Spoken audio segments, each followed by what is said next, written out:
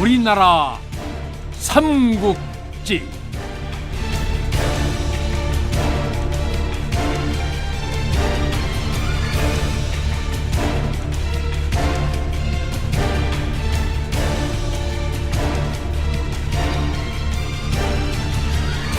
제35부 미추홀 함락.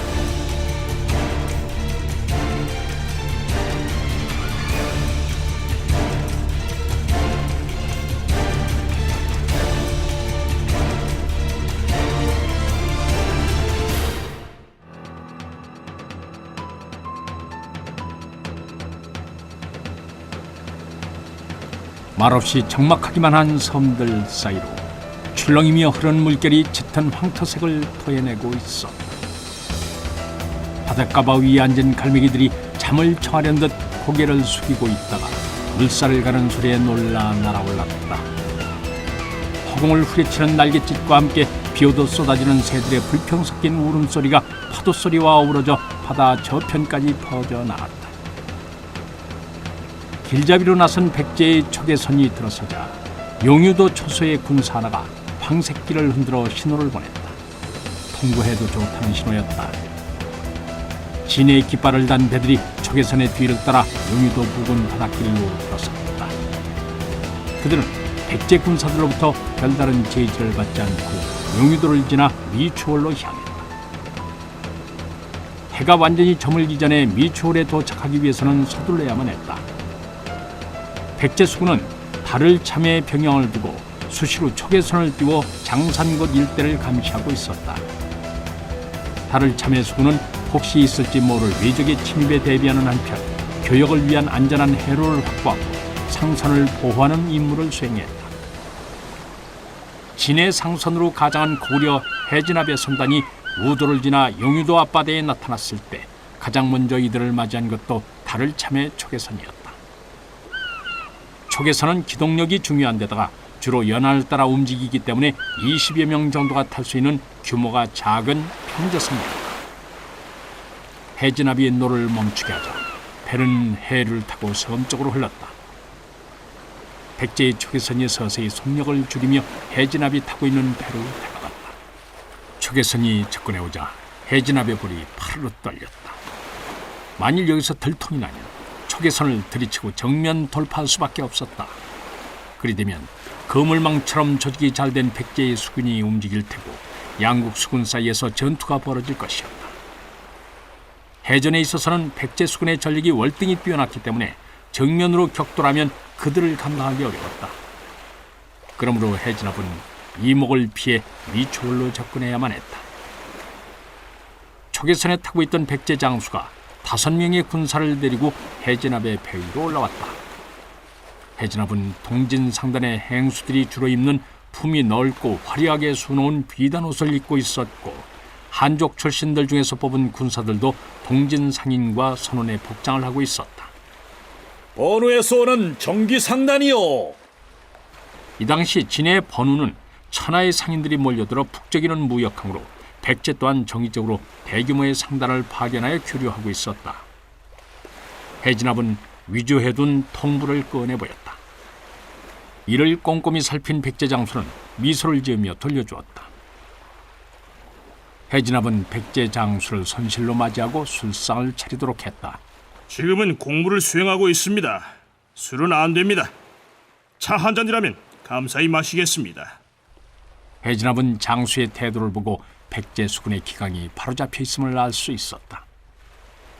김이 오르는 찻잔을 마주하고 앉게 되자 해진압은 백제 장수를 넌지시 떠보았다. 내 뒤러니 요즘 귀국이 고구려와 전쟁을 벌이고 있다던데 혹시 위험한 상황이 벌어지지 않을까 걱정이 외다. 그러자 장수는 정색을 하며 도리지를 쳤다. 늘상 이는 가벼운 충돌일 뿐입니다. 귀 상단에서 걱정하실 일이 아닙니다. 우리 수군이 있는 한 상선들의 안전에 누가 되는 일은 절대 없습니다. 장수에게서는 백제 수군에 대한 자부심이 느껴졌다. 해진압은 짐짓 크게 웃으며 안심하는 척했다.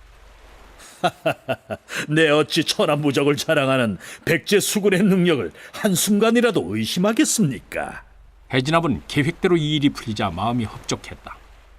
이렇게 해서 해진압의 선단은 촉에선의 호위까지 받으며 미추홀로 나갈 수 있었다.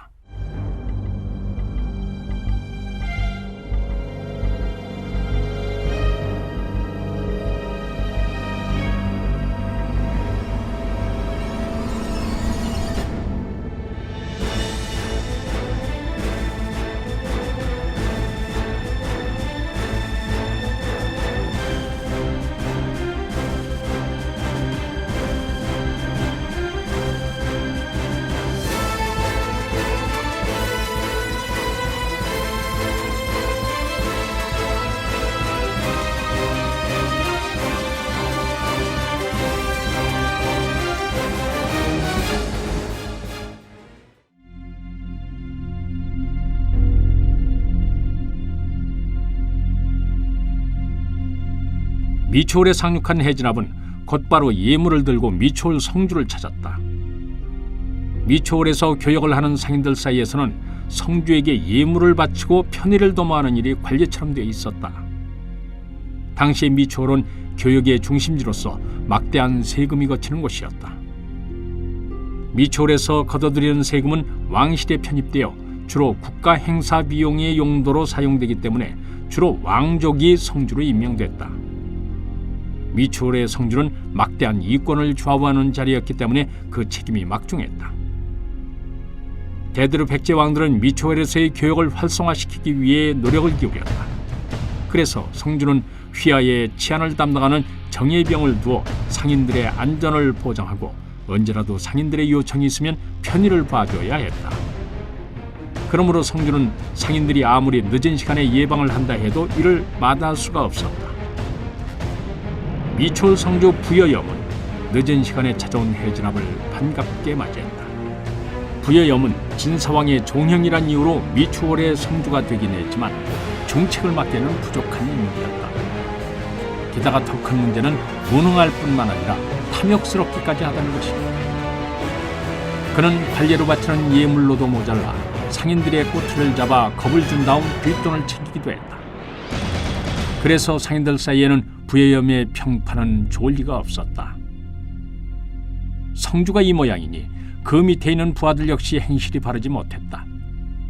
그들은 관리로서의 권력을 이용해 뇌물을 받거나 힘없는 상인들을 윽박질러 재물을 빼앗았다. 그래서 미추홀로 가는 상인들은 이들을 거머리보다 더 끔찍하게 여겼다. 해진압은 이미 첩자들을 통하여 이러한 내부 사정을 잘 알고 있었다.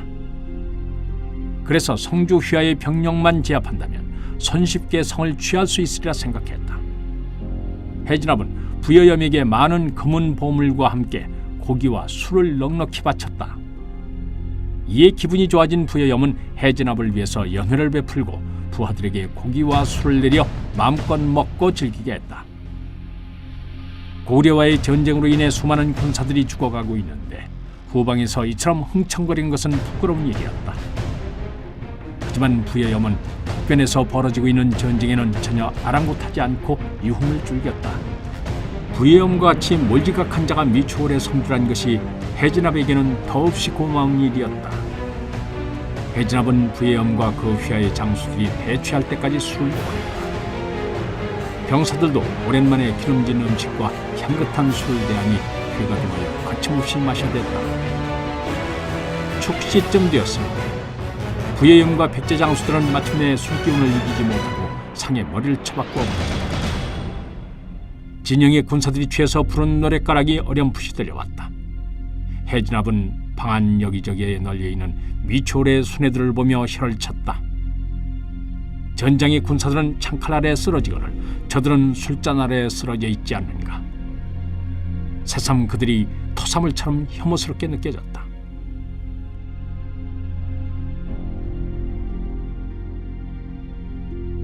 해진압은 품에 숨기고 있던 단검을 꺼내어 먼저 부여염의 목을 뱄다. 부여염은 두려움을 느껴볼 새도 없이 깊은 잠 속에서 죽음과 조우해야 했다.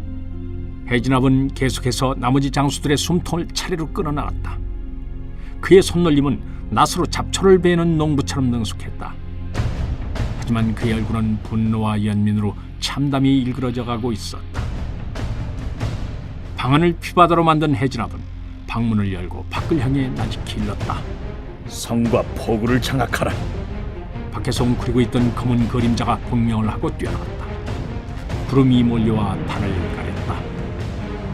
어둠이 배를 가르고 더욱 진한 어둠을 끌어내어 놓은 듯 사방이 먹먹해졌다. 해진압의 명을 전달받은 고구려 군사들은 배 밑창에 숨겨두었던 무기를 꺼내들고 백제군의 초선을 들이쳤다. 백제의 초병들은 어둠 속에서 날아온 칼날에 비명 한 번 제대로 지르지 못하고 넘어갔다. 순식간에 포구를 장악한 고구려 군사들은 바로 성으로 달려갔다. 술의 대추에 골아떨어져 있던 미초월성의 병사들은 소란한 소리에 놀라서 깨어나긴 했지만 몸조차 제대로 가누지 못하는 상태였다. 몇몇 백제 군사들이 간신히 무기를 잡고 나섰을 때는 고구려 군사들이 이미 파수병을 제압하고 대거 성 안으로 진입해 들어온 후였다. 기습을 당한 데다가 우두머리조차 잃은 백제 군사들은 방향을 잡지 못하고 우왕좌왕하다가 죽음을 당하거나 항복할 수밖에 없었다. 이렇게 해서 서해안 최대의 무역항인 미초월은 어이없게도 단 하룻밤 사이에 함락되는 치욕을 겪었다.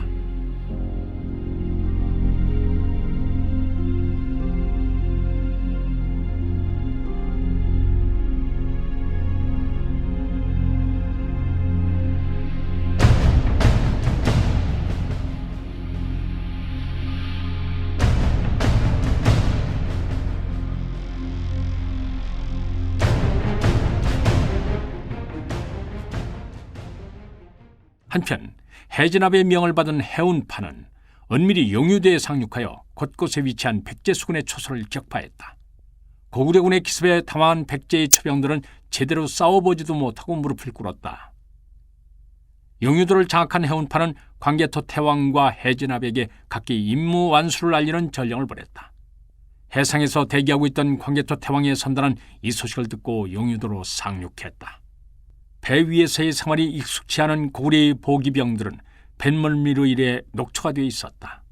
광개토 태왕 역시 심한 뱃멀미를 겪었으나 군사들의 사기를 생각해서 전혀 내색을 하지 않았다.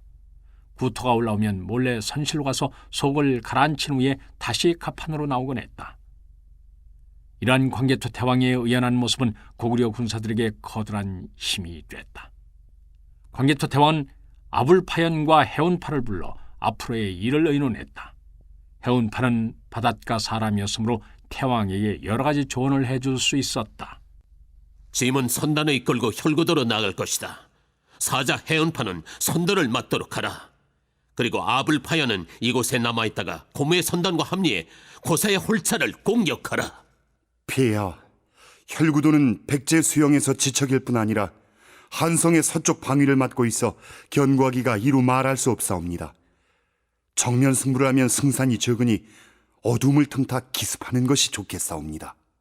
짐도 모르는 바는 아니나 물길도 제대로 모르는 상황에서 어찌 야습을 감행할 수 있겠는가. 특히 이 일대는 간만의 차가 심해 자칫하면 우리 선단이 꼼짝도 못할 지경에 빠질 수 있다.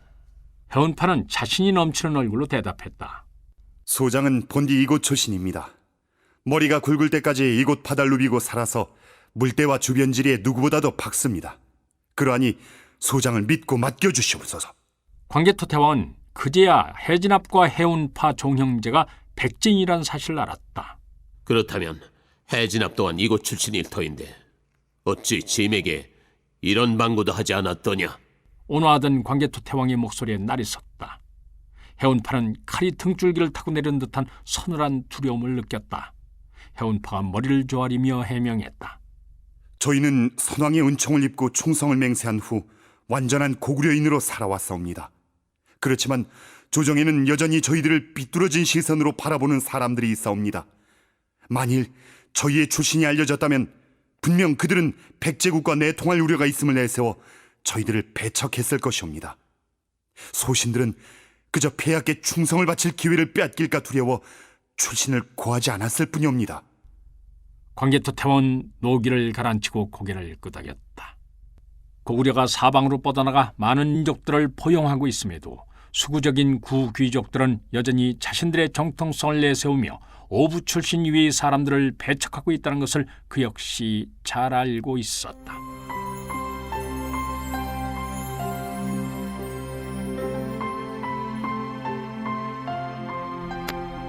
해진압의 아버지 해우자는 온조를 따라 남한 백제 대귀족 해씨의 방계로 호족 출신이었다. 그는 나라의 명을 받고 오랫동안 산동의 백제관에서 거류민을 위한 영사 업무를 보았다. 그 무렵 태어난 해진압은 한족 아이들과 어울려 유년 시기를 보냈다. 해우자가 다시 백제로 돌아왔을 때 당시 백제는 진씨 일가의 전횡으로 나라가 몹시 어지러웠다. 그래서 해우자는 어지러운 세상을 피해 가솔들을 데리고 영흥도로 옮겨가 마을을 이루고 살았다. 해진압은 어릴 때부터 무예와 병법에 뛰어난 재능을 보였다. 어린 나이에도 불구하고 그가 칼을 잡으면 영흥도는 물론 이웃의 큰 섬인 대부도 내에서조차 당해낼 적수가 없었다. 해진압은 부모를 일찍 여의어 아버지가 거둔 또래의 종제 해운파와 어울려 영흥도의 바닷가를 뛰어다니며 목검으로 무술 겨루기도 하고 맨몸으로 바다에 뛰어들어 거친 물살을 뚫고 헤엄을 치며 호연지기를 길렀다. 해진압은 어서 빨리 어른이 되고 싶었다. 이제 자신에게 부족한 건 지식도 아니고 기량도 아니었다. 오로지 어른으로서 인정받는 일이었다. 영흥도 사람들의 성년의식은 바닷가다운 낭만이 있었다. 자신이 어른이 됐음을 증명하고 싶으면 바닷가에서 어렴풋이 보이는 돌섬까지 헤엄쳐 갔다가 돌아올 수 있어야 했다. 그곳은 주변에 물살이 세서 배를 타고도 쉽게 접근할 수 없는 데다가 항상 안개가 뒤덮여 있어 신비감을 느끼게 했다. 돌섬이 뚜렷하게 모습을 나타내는 날은 1년 중 단 며칠이었는데 이때는 물살도 잠잠해져서 헤엄을 쳐서 섬으로 접근할 수 있었다. 하지만 그 또한 그리 녹록한 일은 아니라서 자칫하면 목숨을 잃기 십상이었다.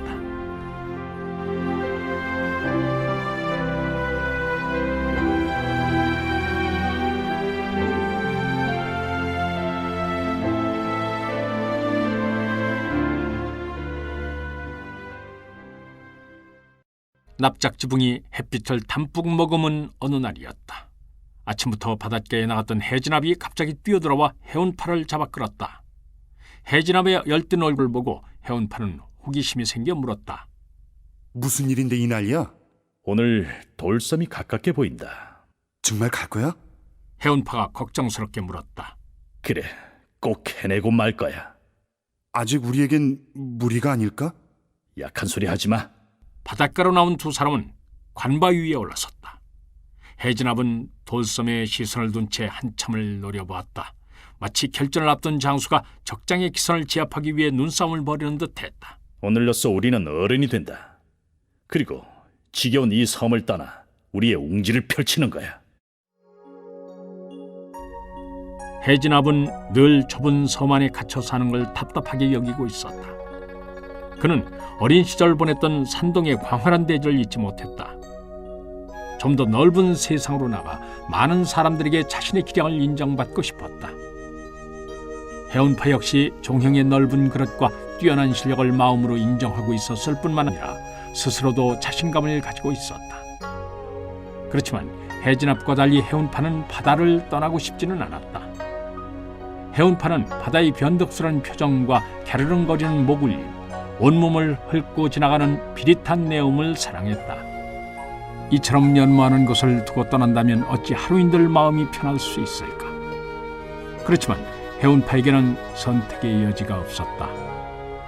나이답지 않은 든든함으로 늘 자신을 감싸주었던 해진압이었기에 그의 결정이라면 무조건 따를 수밖에 없었다. 그것이 태어나서 이제까지 해운파가 살아온 방식이었다. 파도가 밀려와 관바위를 어루만졌다. 해진압은 몸에서 끓어오르는 열기를 식히려는 듯 차가운 바닷물을 향해 뛰어들었다. 그리고는 날렵한 동작으로 물살을 가르며 나아갔다. 그 모습은 마치 햇살을 뒤집어 쓰고 날아오르는 은새치처럼 싱싱하게 보였다. 이를 보고 있노라니 해운파는 가슴속에서 불꽃이 솟구쳐 올랐다. 그것은 그동안 억누르고 있었던 종형에 대한 경쟁심이었다. 그는 헤엄에 있어서는 누구에게도 뒤지지 않을 자신이 있었다.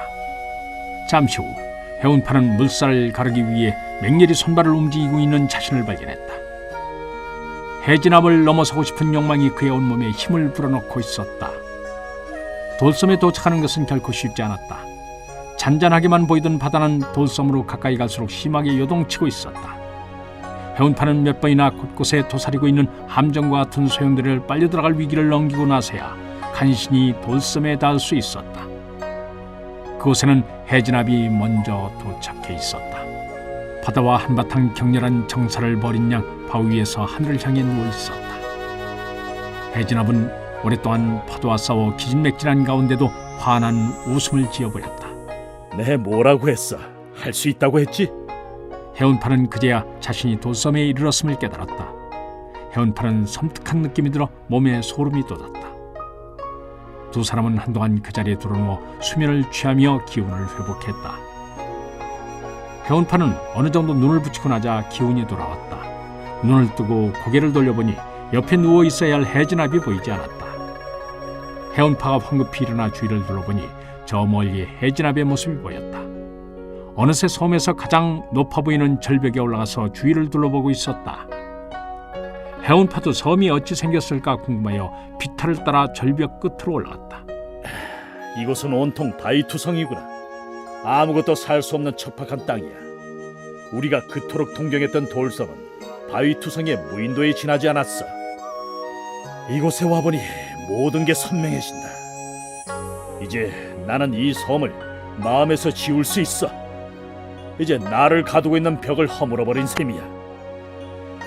여기서 보니 드넓은 수평선이 한눈에 들어오는구나. 나는 저 수평선 너머의 세계로 나아갈 거야. 저 너머에는 분명히 내가 원하는 세상이 존재할 거야. 해진압은 꿈을 꾸고 있는 듯한 눈으로 중얼거리고 있었다. 해운파는 이미 그의 마음을 돌릴 수 없다는 사실을 깨닫고 더 이상 아무 말도 하지 않았다. 그는 해진압의 시선을 쫓아 수평선 너머의 세계를 더듬고 나갔다.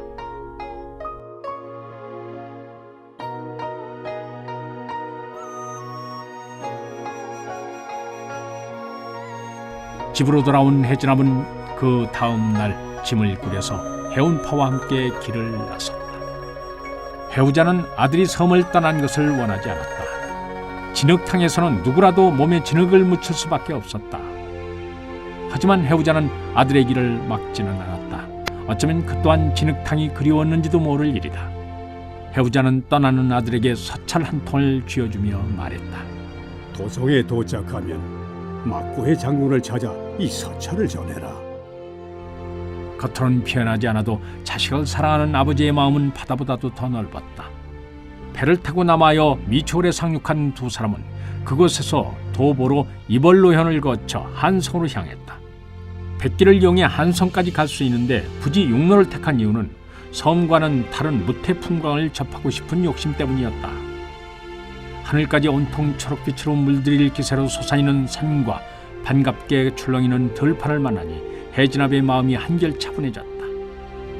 바다는 사람을 압도하는 데 비해 산과 들은 폭언이 감싸 안았다.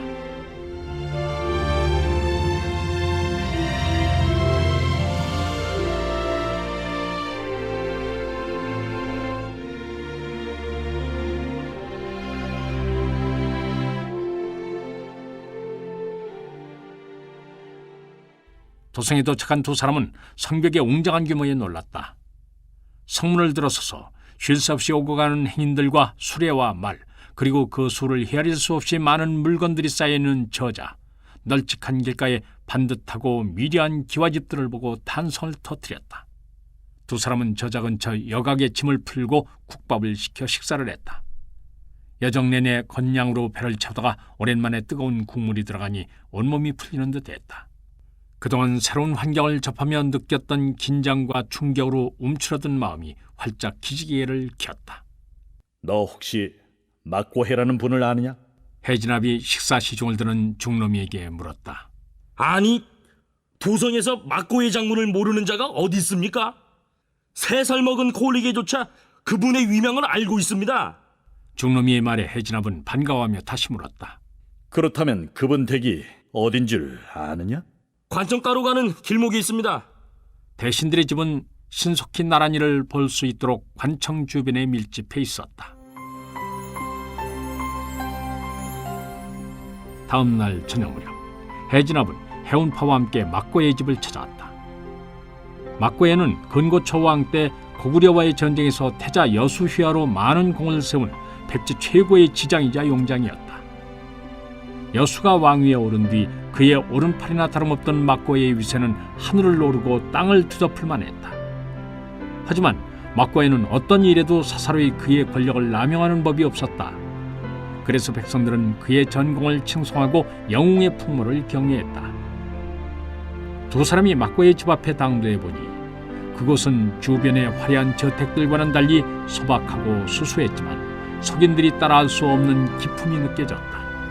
해진압이 나서서 사람을 부르니 건장한 체격에 어울리지 않게 순박한 얼굴을 한 하인이 뛰어나왔다.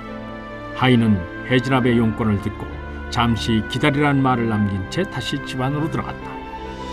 해가 서서히 저물며 땅거미가 지고 있었다. 얼마 후 초롱을 들고 나온 하인은 두 사람을 사랑으로 안내했다. 어느새 어둠이 곳곳에 뿌려져 있었다. 해진압이 방으로 들어서니 바른 자세로 앉은 막고해가 붓을 든 채 탁자 위에 놓인 하얀 비단천을 뚫어지게 쳐다보고 있었다. 붓끝에 매달린 먹물이 금방이라도 떨어질 듯 위태롭게 보였다. 막고해는 인기척을 듣고도 비단천에서 눈을 떼지 않았다. 해진압은 그의 몰입을 방해하지 않기 위해서 숨을 죽이고 입구에 가만히 서서 주위를 둘러보았다. 그리 넓지 않은 방 안의 벽은 온통 행서체나 초소체로 쓰여진 글씨로 가득했다. 필력이 다르지 않은 것으로 보아 분명 한 사람의 솜씨였다. 해진압은 마치 서책 안에 들어앉아 있는 듯한 착각이 들 정도였다. 드디어 먹물이 떨어져 내리는 순간 막고해는 붓을 움직였다.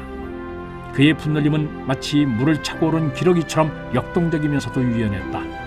오랜 기다림에 비해서 한 폭의 글씨가 완성되는 데는 찰나의 시간밖에 걸리지 않았다.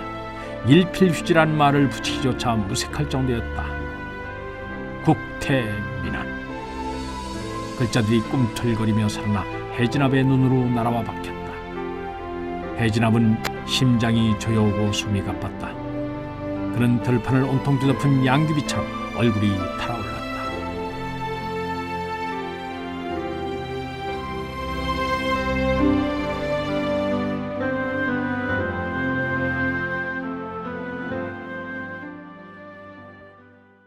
막고해는 붓을 놓더니 눈을 들어 해진압을 바라보았다. 형형한 안광이 등잔불을 초라하게 만들었다. 해진압은 간신히 마음을 추스르고 힘겹게 막고해의 시선을 받았다. 그래, 해공의 자제라고. 나직하면서도 위험 있는 목소리였다. 예, 저는 진압이라고 하고 이 아이는 저의 종제 운파라 합니다. 해공이 도성을 떠날 때 다시는 이곳으로 돌아올 일은 없으리라 했는데 너희는 어찌 온 것이냐? 아버지께서는 만류하셨지만 저희들 나름대로의 포부가 있어 도성으로 왔사옵니다. 그래, 너의 포부가 무엇이냐? 학문을 익히고 무예를 닦는 이유는 입신양명을 위해서가 아니겠습니까? 막고해는 더 이상 들어볼 필요도 없다는 듯이 고개를 돌려 운파를 쳐다보았다. 너는 어떠하냐? 저 같은 것이 무슨 포부랄 것이 있겠습니까? 그저 형의 뜻을 따를 뿐입니다.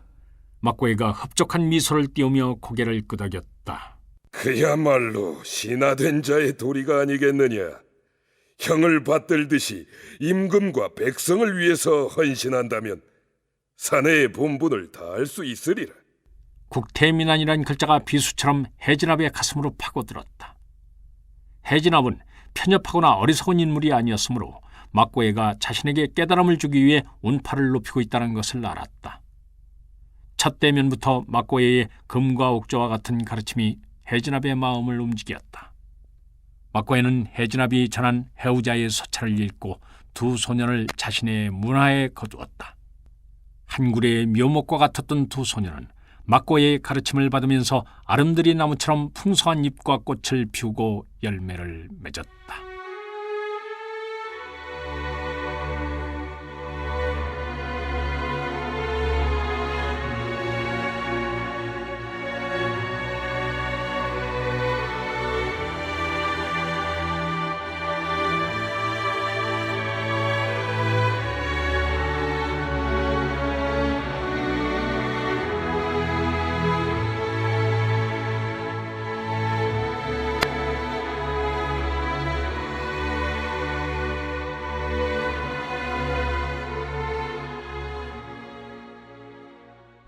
이듬해 근구수 왕은 고구려의 평양성에 대한 공격을 감행했다. 이때 해진압과 해운파는 막고의 휘하로 전쟁에 참여했다. 훌륭한 장수는 전쟁터에서 탄생한다는 것이 막고의 지론이었다. 100번의 훈련보다 한 번의 실전 경험이 장수를 성장시킬 수 있었다. 더구나 이 당시는 15살이 넘으면 성인으로서 사회적으로 책무를 짊어져야 했고 전쟁에서도 장정의 몫을 해내야 했다. 원정을 떠나기 전날 해진압은 흥분되어 잠을 이룰 수가 없었다. 이제야말로 스승님께 나의 진가를 보여드릴 수 있겠구나. 해운파는 종영의 흥분 상태가 못내 불안해 보였다. 전쟁터는 연병장과는 달라. 무예나 병법을 겨루는 곳이 아니라 사람의 목을 겨누는 곳이야. 형은 사람을 죽일 수 있겠어? 우리는 사람을 죽이는 게 아니라 적을 죽이는 거야. 그건 내 한 몸을 위해서가 아니라 이 나라와 백성을 위한 일이야. 나는 사람을 해치는 일이 너무 두려워. 적이라고는 하지만 결국 그들도 우리와 같이 피가 흐르는 사람 아니겠어? 약한 소리 좀 그만해. 나는 내가 하라는 대로 따라하기만 하면 돼. 너도 살기 위해서는 어쩔 수 없이 상대를 배회할 때가 올 거야. 해진압의 눈에서 광기가 번득였다. 해운파는 언젠가 스승의 눈에서도 그와 같은 광기를 본 적이 있었다.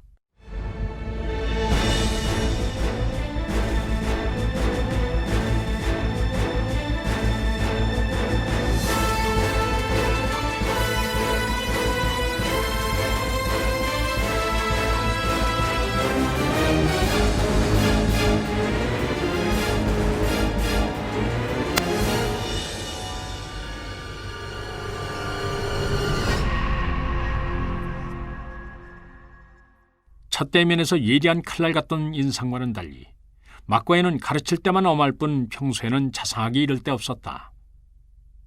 해운파는 그런 막고에를 스승으로 존경하고 한편으로는 아버지처럼 의지했다. 어린 시절 부모를 잃고 해진압의 집에서 자랐던 해운파는 스승인 막고에게서 아버지의 정을 느꼈던 것이다. 그는 스승에게서 칭찬을 듣기 위해서 혼신의 힘을 다해 가르침에 따랐고 뒤처지지 않고 성취해 나갔다. 그러던 어느 날 해운파 형제가 막고해를 따라 청량산으로 사냥을 나간 일이 있었다. 청량산은 그리 높지는 않았지만 숲이 우거지고 계곡이 굽이져서 짐승들이 많았다. 몰입꾼들이 산의 중턱에서부터 아래로 내달리며 짐승들을 몰았다. 조용하던 산의 일대 혼란이 일어났다. 나무에서 졸고 있던 산새들이 놀라 날아오르고 골짜기에서 한가롭게 물을 마시고 있던 사슴은 귀를 쫑긋 세우고 사방을 살피더니 잽싸게 숲속으로 몸을 숨겼다.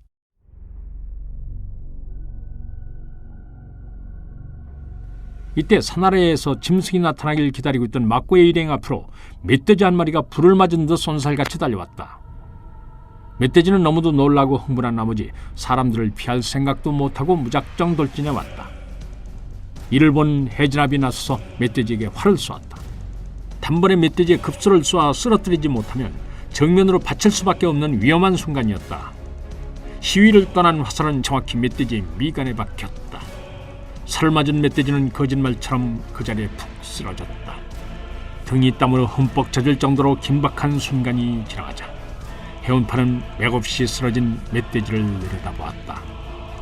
마치 널브러져 있는 고깃덩어리처럼 느껴졌다. 그리고 나니 좀 전까지 잔뜩 긴장했던 자신이 부끄러웠다.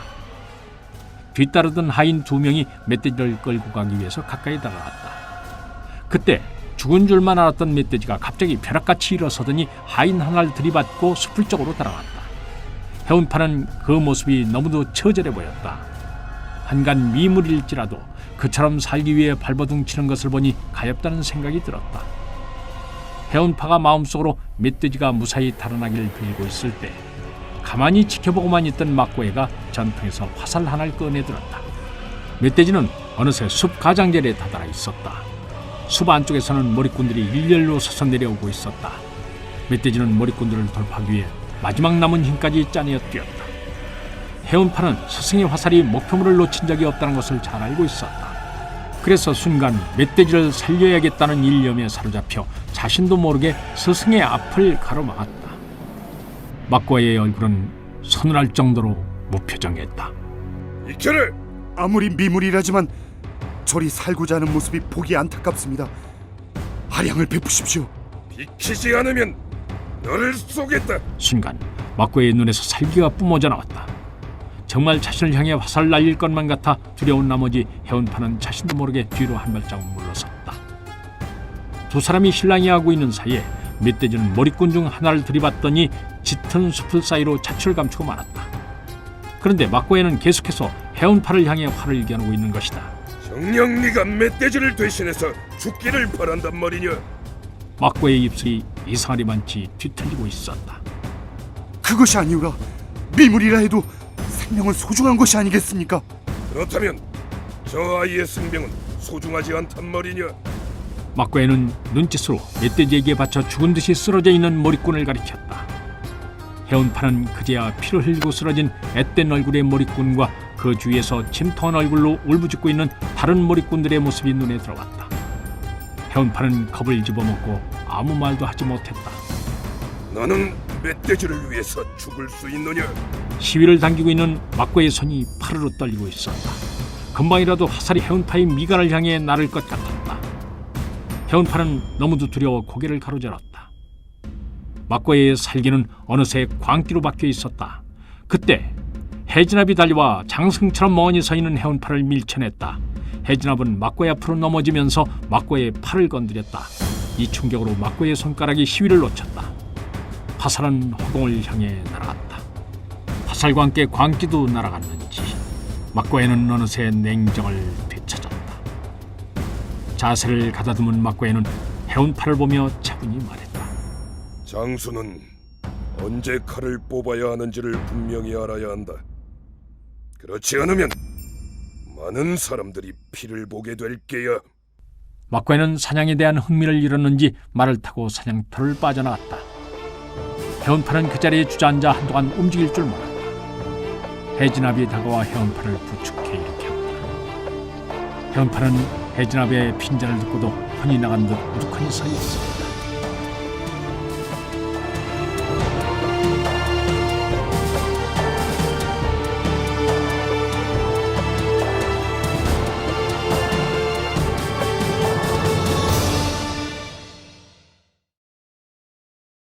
백제군은 단숨에 평양성으로 쳐들어왔다. 건구수왕은 지난날의 실패를 거울 삼아 이번엔 단번에 평양성의 숨통을 끊어놓겠다는 각오였다. 하지만 고구려의 소수림왕은 심계가 뛰어난 인물이었다. 소수림왕이 수군을 이용해 후방을 공격하는 통에 건구수왕은 군사를 물릴 수밖에 없었다. 평양성에서 후퇴하던 막고에는 대둔산에 이르러 고구려 군사들이 무신곡에 매복하고 있음을 간파했다. 막고에는 해진압과 해운파를 청목령성에 보내서 고구려군의 매복을 역용할 수 있는 계책을 전하게 했다. 막고해가 해진압과 해운파를 전령으로 보낸 이유는 그들의 담력을 키워주기 위함이 첫 번째고, 그들의 나이가 아직 어려서 나무를 하러 나온 소동으로 변복하면 적의 눈을 쉽게 속일 수 있다는 것이 두 번째였다. 청목령성에서 무사히 임무를 마친 해진압과 해운파는 다시 길을 되짚어 돌아오고 있었다. 그들이 무신곡에서 돌아나와 산길에 들어서는데 갑자기 숲에서 고구려 군사들이 뛰어나왔다. 웬 놈들이냐? 장수로 보이는 자가 눈을 부릅뜨며 호령했다.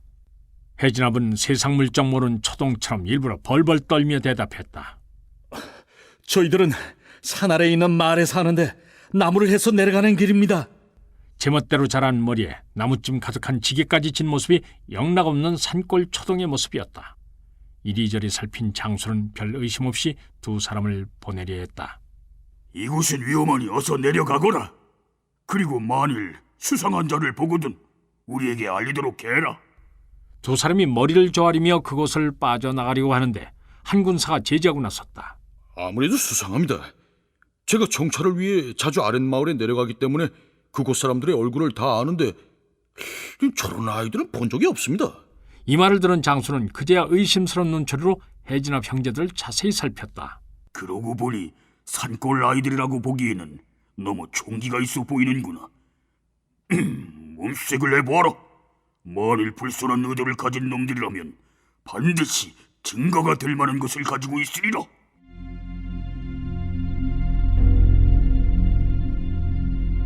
순간 해진압은 머리가 복잡해졌다. 짐 뒤짐을 하면 만일의 사태에 대비해 나무찜 속에 숨겨둔 칼이 발각될 수밖에 없었다. 그리 되면 목숨을 부지할 수 없을 테니 차라리 틈을 이용해서 군사 며칠 베고 달아난 것이 나을 듯했다. 해진압은 해운파에게 눈짓으로 신호를 보냈다. 두려움으로 인해 해운파의 눈동자가 심하게 떨리고 있었다. 고구려 군사들이 두 사람의 뒤를 에워싸며 다가왔다. 그중 한 군사가 칼을 겨누며 엄하게 다그쳤다.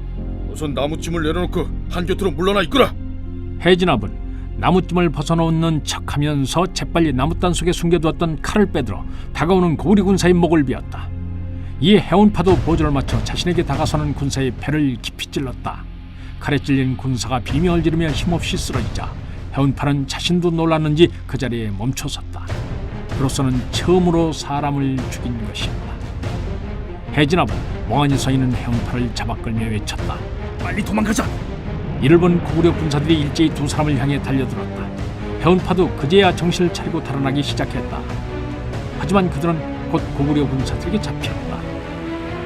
날래고 무예가 뛰어나다고는 하지만 아직 실전 경험이 부족했던 그들로서는 많은 수의 고구려 군사들을 상대하기 어려웠다.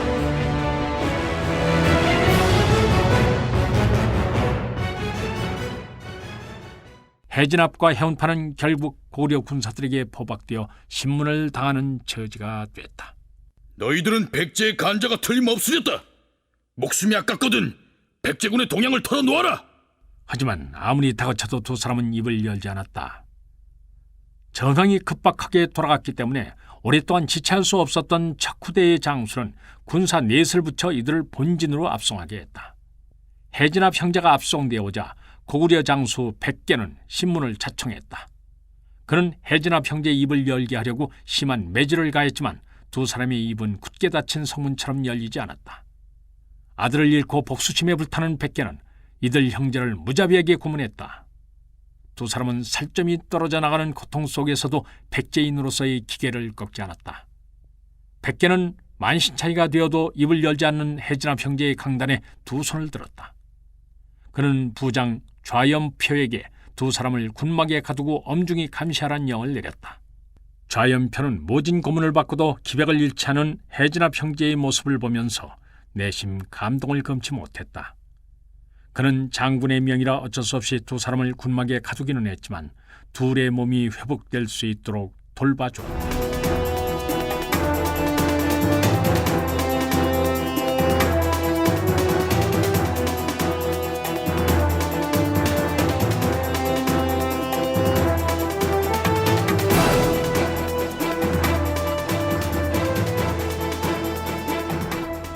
해진압 형제가 돌아오지 않자 막고에는 불안감에 휩싸였다.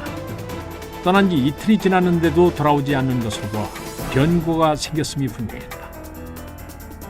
만일 그들이 도합성으로 가다가 고구려군에게 잡혔다면 성주에게 계책이 전달되지 않았을 것이고 돌아오는 길에 잡혔다 하더라도 고문을 당해 적에게 기밀을 털어놓았다면 자신이 세운 기획은 수포로 돌아갈 수밖에 없었다. 막고에는 해진압 형제들의 안위보다 계책의 성패를 먼저 생각하는 자신의 냉정함이 원망스러웠다. 하지만 자신의 판단 하에 수만 군사의 목숨이 좌지우지되기 때문에 사사로운 정을 먼저 내세울 수는 없었다. 막고에는 고민 끝에 해진압 형제의 의기를 믿기로 했다. 그래서 일단 군사를 계획대로 움직였다. 막고에는 선두에 서서 말을 몰아가면서도 피를 흘리고 있을 해진압 형제들의 모습이 눈앞에 어른거렸다. 결국 막고의 작전은 주요했다. 백제군은 협공을 통해 고구려군을 대파하고 장군 백계를 참살했다.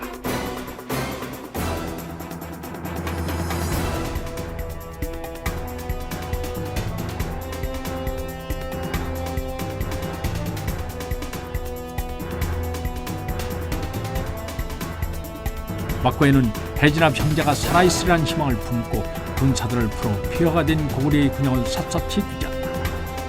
하지만 백제 군사들이 포로를 감금해 두었던 군막에 당도했을 때는 이미 백제 포로들이 경계를 섰던 고구려 군사들에게 돌입당한 후였다. 백제 군사들의 시신 수십 구가 질비하게 널려 있는 가운데 초동의 옷을 입고 있는 두 구의 시신이 유독 눈에 띄었다. 얼굴이 난자되어 식별이 어려웠지만 체격과 걸친 의복으로 보아 해진압 형제가 틀림없었다. 복을 받고 달려온 막고해는 시신 앞에 주저앉아 큰 소리로 통곡했다. 늘 고요한 호수처럼 감정을 드러내는 법이 없던 대장군이었기에 그의 울음은 주변에 둘러선 장병들을 숙연하게 만들었다.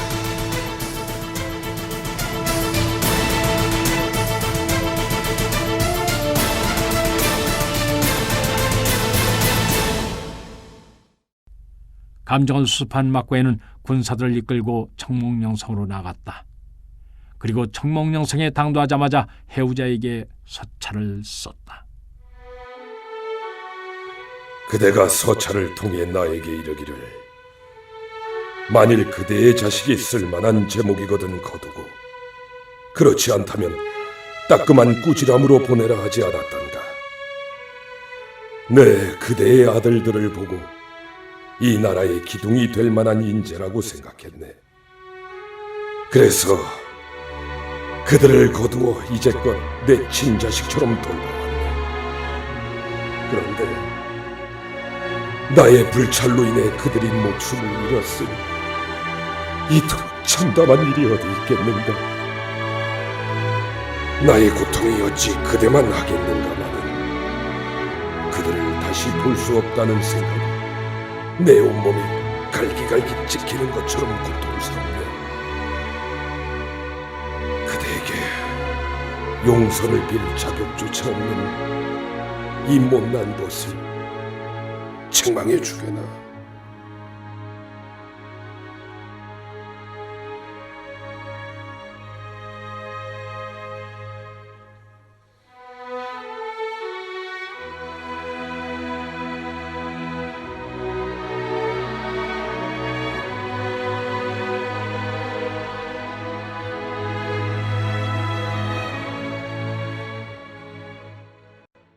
막고의 서찰에는 자식 같은 제자들 잃은 아픔과 벗에 대한 죄책감이 가득 담겨 있었다. 그런데 백제에서는 죽은 줄 알고 있던 해진압과 해운파는 이 무렵 고구려 패잔병들에 섞여서 북쪽으로 이동하고 있었다.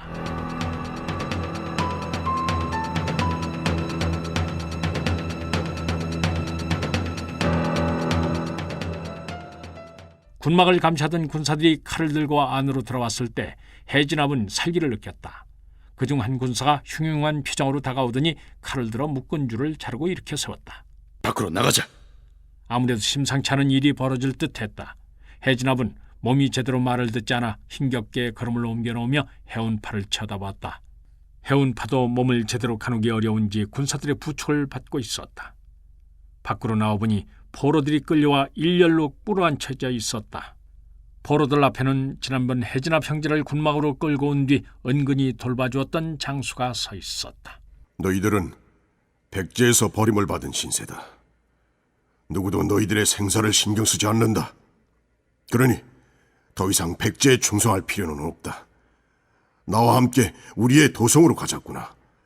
너희들의 기량을 마음껏 펼칠 수 있도록 도와주겠다. 장수의 이름은 좌연표라였다. 중년의 나이에 깊은 눈과 바른 콧날, 일자로 꽉 담은 입술이 그가 우직한 인물이라는 것을 말해주고 있었다. 해진압은 백제가 자신을 버렸다는 말을 믿지 않았다. 분명 스승인 막고해는 자신들의 목숨을 구하기 위해 백방으로 수소문하고 있을 터였다. 하지만 해진압은 좌연표의 제의를 거부할 처지가 아니었다. 만일 좌연표의 호의를 거절한다면 당장 고구려 군사들의 칼날에 목이 달아날 게 뻔했다. 해진압은 무슨 일이 있어도 살아남아야만 했다. 자신의 포부를 제대로 펼쳐보지도 못하고 죽음을 당하는 것은 너무도 원통한 일이었다. 그래서 해진압은 순순히 좌연표의 뜻을 따르기로 했다. 좌연표는 해진압과 해운파에게 고구려 군사의 옷을 입혀 선발대에 딸려 보내고 나서 남은 군사들에게 명했다. 이미 전세가 기울었다. 백계 장군은 사사로운 원한에 얽매여 자신을 망쳤고 장병들을 사지로 몰아넣었다. 내 일을 막으려 애썼지만 그의 독단을 견제할 수 없었다. 곧 있으면 백제 군사들이 몰려올 것이다. 포로들을 끌고 가되 저항하는 자들은 베어버려라. 그리고 시체 두구에 초동들이 벗어놓은 옷을 입히고 얼굴을 훼손하여 죽은 것으로 위장하라. 좌연표의 명을 받은 군사들은 일사불란하게 조치를 취한 후에 선발대의 뒤를 따라 도망쳤다.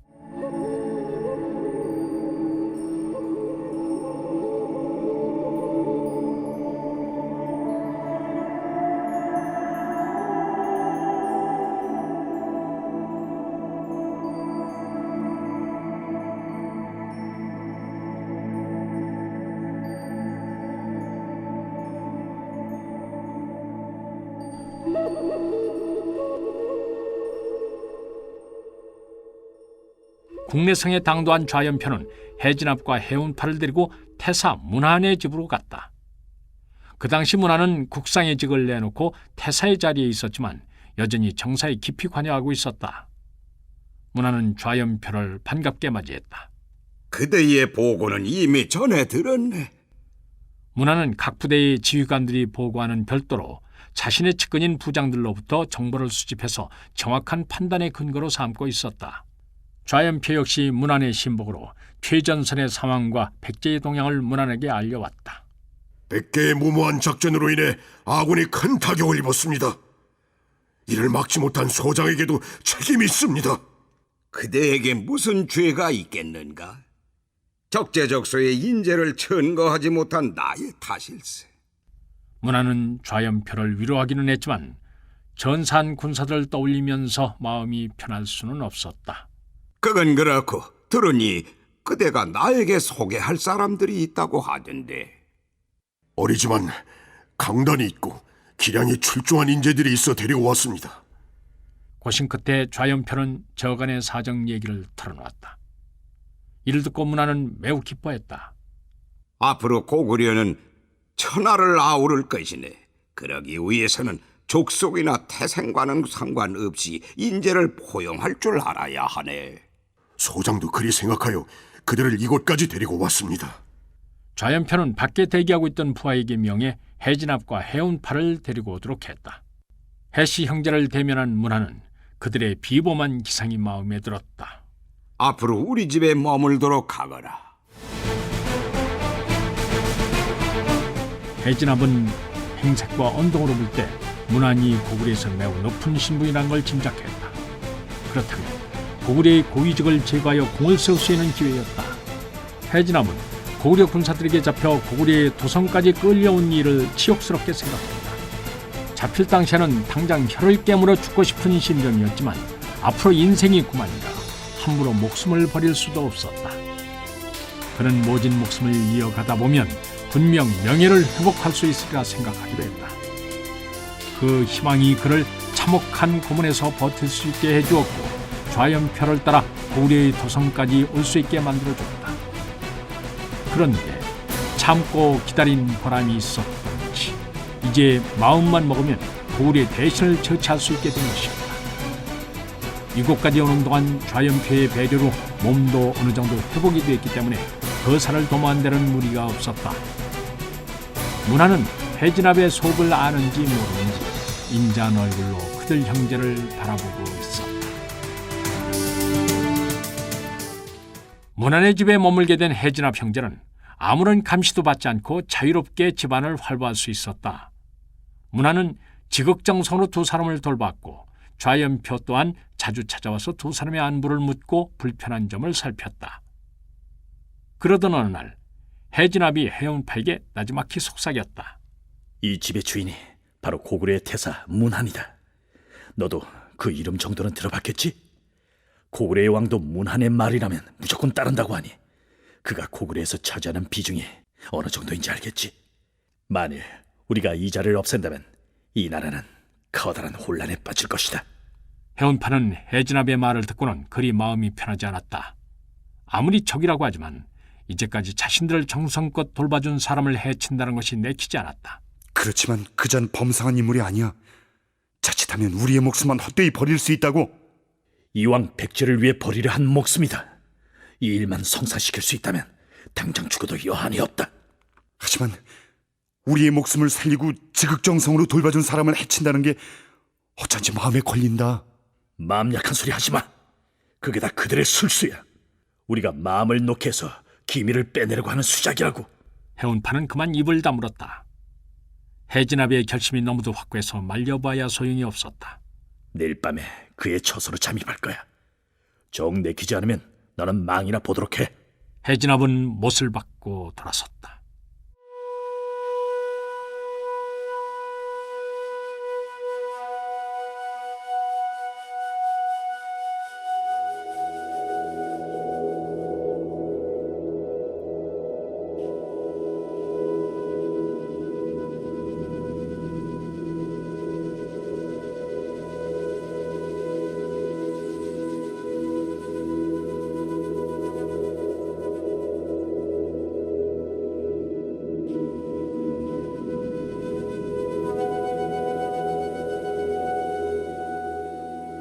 다음 날 밤이었다. 집안을 밝히고 있던 등과 횃불이 모두 꺼지고 어둠이 집안을 가득 채웠다. 미리 구해두었던 날카로운 쇠꼬챙이를 손에 든 해진압이 발소를 죽여가며 문 안의 침소로 스며들었다. 해운파는 초조한 마음으로 벽에 기대어 사방을 살폈다. 방에 들어선 해진압은 발소를 죽여가며 침상에 누워있는 문 안에게로 다가왔다. 규칙적인 숨소리가 들리는 걸로 봐서는 곤히 잠들어 있는 것이 분명했다. 어둠에 익숙해진 해진압의 눈에 어렴풋하게 문 안의 얼굴이 들어왔다. 너무도 평온한 모습에 해진압은 손을 멈추댔다. 잠시 머물거리던 해진압은 마음을 다잡고 살기를 끌어올렸다. 이윽고 해진압이 꼬챙이로 문 안을 내려 찍으려는 찰나 문 안이 번쩍 눈을 떴다. 도대체 너는 무엇 때문에 나를 해치려 하느냐? 이 예기치 못한 상황에 놀란 해진압은 그 자리에 주저앉고 말았다. 몸을 일으켜 침상에 단정히 앉은 문안이 살이 빨치는 눈빛으로 해진압을 내려다보았다.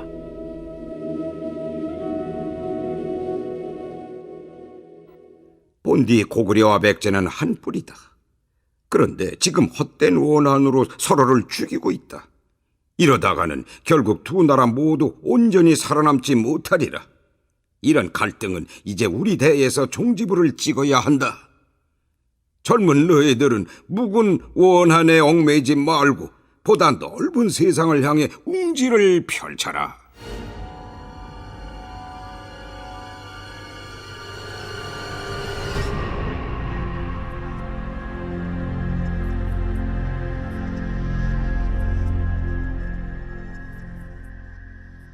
문 안의 웅변은 마치 벼락처럼 해진압의 마음을 흔들어 놨다. 그만 돌아가서 자거라. 문 안은 아무 일도 없었다는 듯이 다시 누워서 잠에 빠져들었다. 해진압은 힘 빠진 걸음으로 물러나와야만 했다. 해진압이 방에서 나오는 걸 본 해운파가 달려와 조심스럽게 물었다. 어찌 됐어? 해진압은 무엇에 홀린 사람처럼 아무런 대꾸도 없이 발걸음을 옮겼다. 영문을 모르는 해운파는 그저 큰일이 일어나지 않은 것에 안심하고 조용히 그 뒤를 따랐다. 며칠간 고심하던 해진압은 고구려에 귀부하기로 마음을 먹었다. 그는 문안을 찾아가 그의 문화에서 배움을 얻게 해달라고 간청했다. 문안은 선선히 그를 제자로 받아들였다. 해운파 역시 해진압의 말을 듣고 그와 뜻을 함께했다.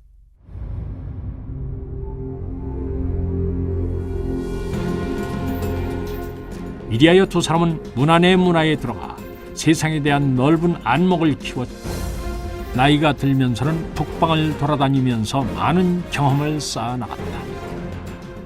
후일 은퇴하여 학문 연구에만 몰두하던 문화는 백제 정벌을 앞두고 조언을 전한 광개토 태왕에게 해진압과 해운파를 전도했다. 이리하여 해진압 형제가 고구려 선단의 선봉에서 활약하게 됐던 것이다.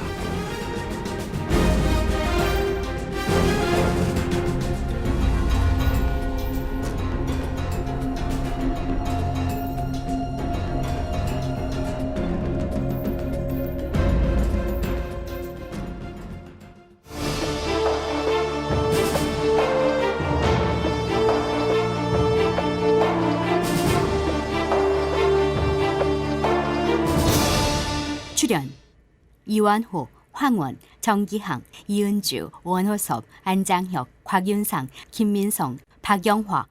해설 김종성. 음악 이춘화. 효과 엄기혁.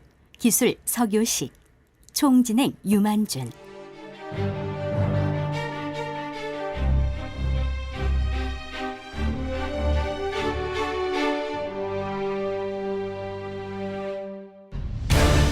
임동주 원작, 김기덕 연출, 제 35부 미추홀 함락편이었습니다.